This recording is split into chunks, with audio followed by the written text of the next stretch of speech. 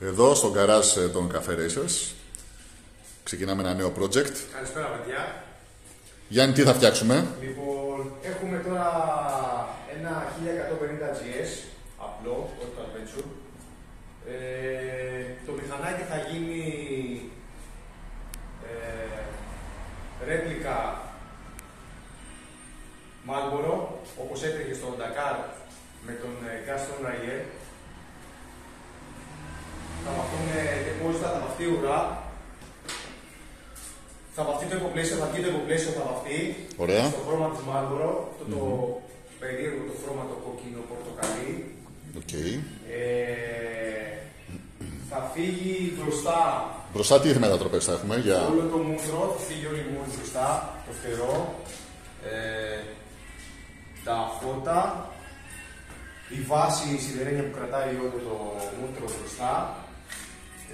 Θα προσπαθήσουμε να κρατήσουμε τα όργανα με μια custom βάση που έχουμε βρει, που είναι ίδια με τη μηχανή του φοράει του Dakar.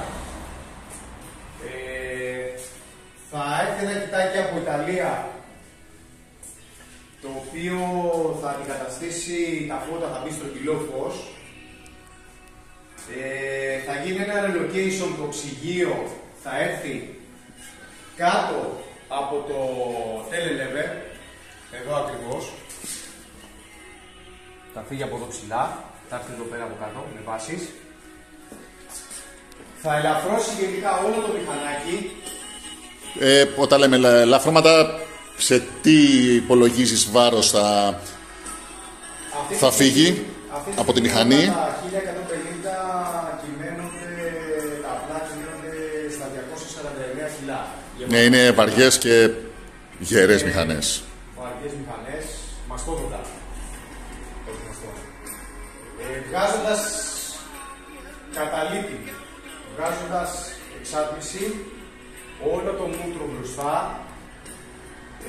Με τη βάση του φαντάζομαι, με τη βάση του. Με τη βάση τη σιδερένια, όλα, ναι. Έχουμε βάσεις πλαστικές, θα φύγουν εδώ, αυτές είναι πλαστικές, είναι σιδερένιες, θα φύγουν και αυτές οι βάσεις των πλαϊνών βαλιτσών με μαμά. Έχουμε μια μείωση του βάρους γύρω στα 32 κιλά.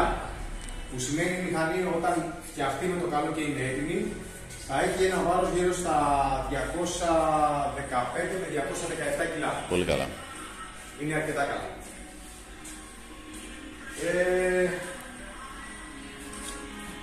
Αυτά. Θα γίνει ένα μεγάλο σέρβις στη μηχανή. Λάδια, λάδια στο φυτικότιο, λάδια στη μηχανή, λάδια στο διαφορικό πίσω. Θα αλλάξουμε τα μπουζί, γιατί τα μπουζί που βγάλαμε από τη μηχανή ήταν ναι μεν ρηδίου, αλλά ήταν αρκετά φαγωμένη η ακίδα, οπότε θα πάμε για αλλαγή. Φίλτρο ελευθέρας. Φίλτρο ελευθέρας θα μπει DNA, ελληνική εταιρεία. Θα αλλάξουμε την μπαταρία, σημαντικό. Μεγάλο βάρος η μπαταρία. Το βάρος στην μπαταρία. Η μπαταρία ζυγίζει 5 κιλά. Θα μπει λιθίου για να πέσει και από εκεί το βάρος. Αυτά. Ωραία. Ξεκινάμε. Θα έχουμε ενημερώσεις σχετικά με το project. Όσο μπορούμε και μας επιτρέπει ο χρόνος, θα ανεβάζουμε βιντεάκια αναλυτικά το τι γίνεται. Και στο κανάλι μας στο YouTube και στο Facebook. Και μείνετε συντονισμένοι, μείνετε στο κανάλι, γιατί ακολουθεί ένα πάρα πολύ όμορφο project